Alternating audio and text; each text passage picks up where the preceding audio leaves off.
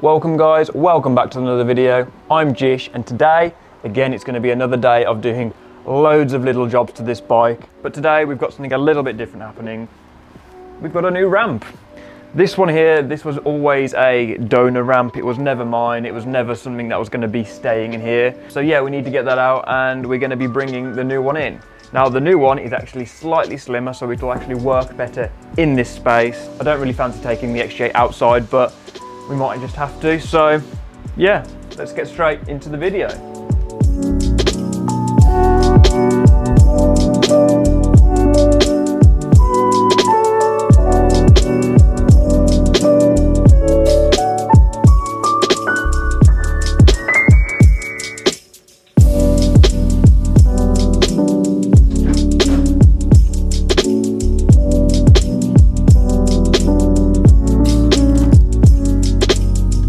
Let's have a look at the bike. Well, now it's out. You can actually see some of the lines.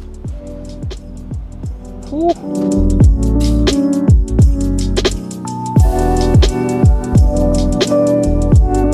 Man, it looks good. Right, let's get this new ramp in then.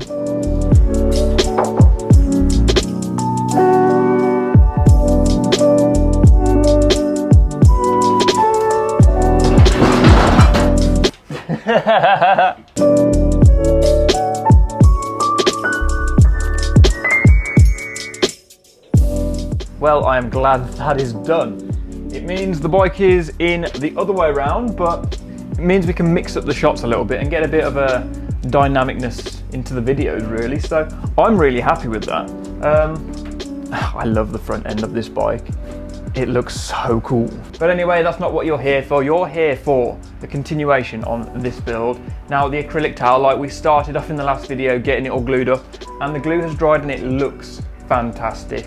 This right here is the single piece that we've glued together, nice and sturdy. The next step now is to actually make a 3D printed back housing for this where it'll actually seal it all, make it watertight, and it means the light is 100% directed through these fins. I see where you're going. Looks a bit weird, doesn't it?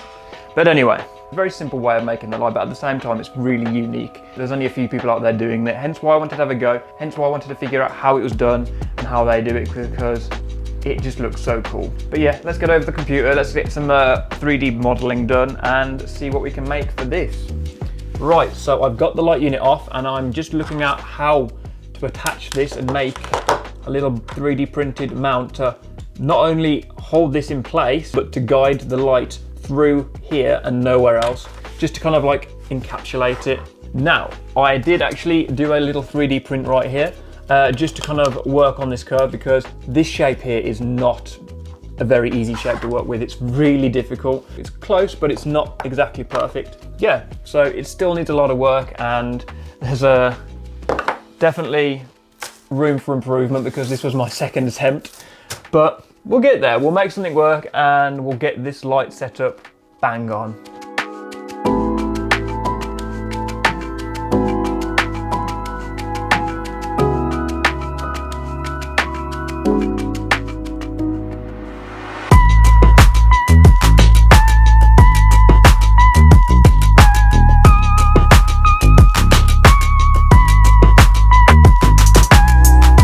Right, I've been playing for a good half hour, maybe to an hour or something like that on a design, and I think I've got something there. Don't judge my work, but this is what we've got. So this is the unit I would say is near enough there. We've got a top plate to cover the whole lot. This bit here, this is where the light's going to sit, and these will be covered with little reflectors, just kind of like keep all the light bouncing in the same direction. I've hollowed it out so we can actually like keep the wiring tucked down this side. This little hole here, this is where the wire will go in and just keep things nice and neat and flush. But yeah, I think I might try and print this and kind of see how it goes. So something like this will probably take a good 4 or 5 hours, maybe 6 hours print time. So what I'm going to do is I'm going to get the printer set up and then I'm probably going to leave it overnight and come back in the morning and hopefully I won't come back to a mess like it did earlier. So yeah, fingers crossed. Right, so that's come from computer aided design to real life. And this one, it's no good. Let me show you. So there is actually nothing wrong with this part. It did exactly as I intended it to do. Oops, real snug. You kind of see how it fits, but the problem with this one is there's a little bit of a gap at the bottom, and that's not going to do. Also, these side sections, these are way too open and I need to enclose them a little bit. So yeah, this being a first piece, this was a good step forward, but it's not final. And this is the point I want to tell you. These things don't just happen overnight. In the last video, I had some people saying that they thought my videos were getting boring and I'm taking too long for things. Well, things don't happen overnight. These things take time. You're forgetting that what I'm doing here is the complete manufacturing process from start to finish, from idea to modeling to testing to making to remaking and making again, just because obviously these things don't happen first time. So bear that in mind when you're saying, where's the videos? Hurry up, why aren't you posting these videos out? These things take time. I have saved you the hassle, I have altered the design, I've printed another version, and this isn't it. This is actually a duff one that didn't fully print, but it gives you a good insight into the layering process in that little hex shape, and also a bit of the infill as well. This is all the stuff that kind of supports when it prints. It is pretty damn cool to see. But yeah, so as said, I have redesigned and we have a final piece.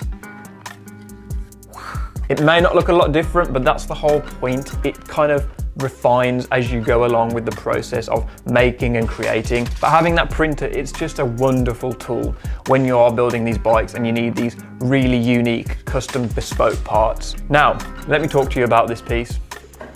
So this piece right here, this piece took 20 hours to print. I mean, there is a lot of material here, also carbon fiber infused, so it's a lot stronger and a lot more rigid.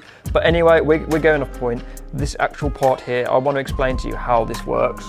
Now, my idea is to incorporate this light right here, because this is plenty bright enough. This does the trick. And I wanted it to sit just in there, and around it, you can see there's kind of like a little bit of an angled V.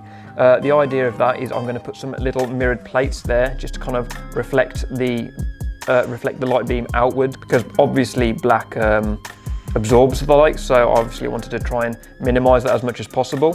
This fits super snug. I mean, look how simple that is. This little gap here, this is a nice little wire tuck area. I mean, so when you've done all your wiring, tuck it in, put underneath, and you never have to worry about it. As it is, this looks like nothing, but combined with the actual acrylic tail light, this creates something super special. Now this one is a much tighter fit, which, to be honest, I kind of want it to be as tight as it can be. That fits real nice. Once we've got the light in there, it's going to direct all the light through out the back end of these lights, which we already know they are very bright, so I'm super happy with that. But yeah, there's still some more we need to work with the actual lenses themselves. So the last part of the mystery is these little areas right here, either side. There's some gaps, obviously, which isn't going to be good for water ingest, but we've got a plan. We're going to make it work. And just for all those people wondering, I will be sealing like around this edge here and down here, just to make sure there's no water going to get into this compartment. So we've got a few more of these pieces, and what we're going to do is start making them fit. We're going to start refining the shape. We're going to use these to fill in the last gaps on the rear of the tail light, and then hopefully we can get it all sealed and have a final tail light.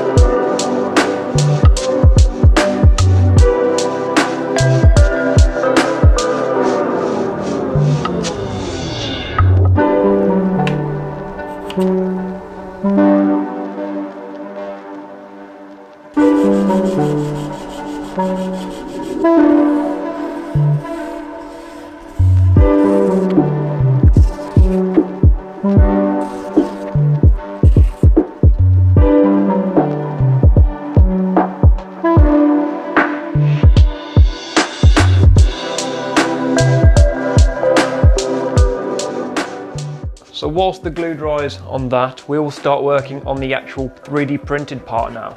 And what I mean by that is we want to make this reflective. And we're also going to get the light fitted in here as well, which is a really snug fit, so that's all good. But before we jump into that, I want to talk about today's sponsor, Skillshare. Skillshare is an online learning community with thousands of online courses. You can explore new skills or even deepen passions that you already have. During the COVID-19 pandemic, I used Skillshare to learn some new skills myself. I used Skillshare to learn 3D modeling, which then could lead to 3D printing, and they actually have courses for both. These skills then go on to help the builds get better and diversify how we can work. Or even if you want to learn videography or photography to make your own videos, they have classes for everything. And within a few hours, I was able to design and make my own parts. So go and check them out today. All information's down below. And the first 1,000 of my subscribers to click the link down below, you will get a 2-month free trial of premium membership to explore your creativity. So once again, thank you Skillshare for sponsoring this video. Now let's get this tail light made. So what I plan on doing here, aluminium tape. I mean, nothing special, nothing fancy. I mean, all it has to be is sticky and reflective.